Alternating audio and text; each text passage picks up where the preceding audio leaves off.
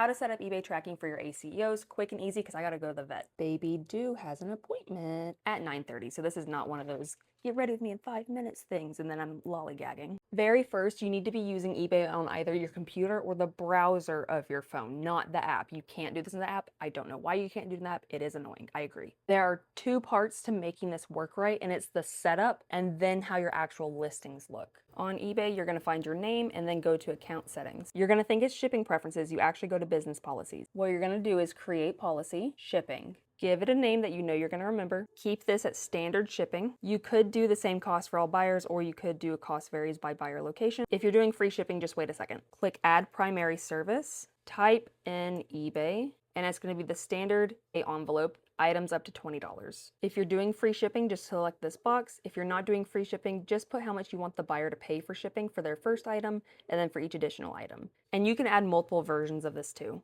I don't.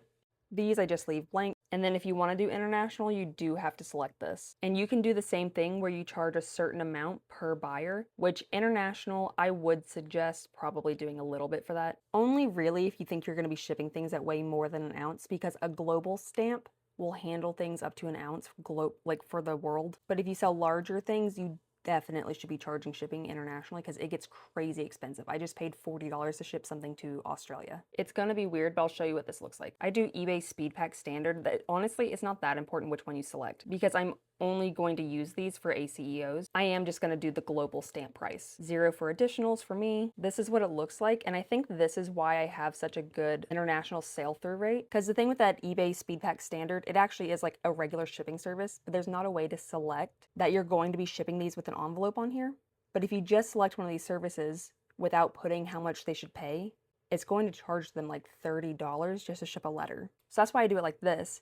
And I would say half my business is in Canada and Australia. After all that, hit save. And if you want to move everything over to that, you can select everything except for the one that you want to use and then do reassign listings. And then you would select the only one that's not selected in this, hit submit, and it would automatically reassign. But wait, there's more. Because eBay does not make this easy, when you're doing your actual listing, I don't have one to list, so let's just do this. When you have your listing, and you can do this on the app, by the way, instead of paintings and art, change your category. You want collectibles, non-sports trading cards singles.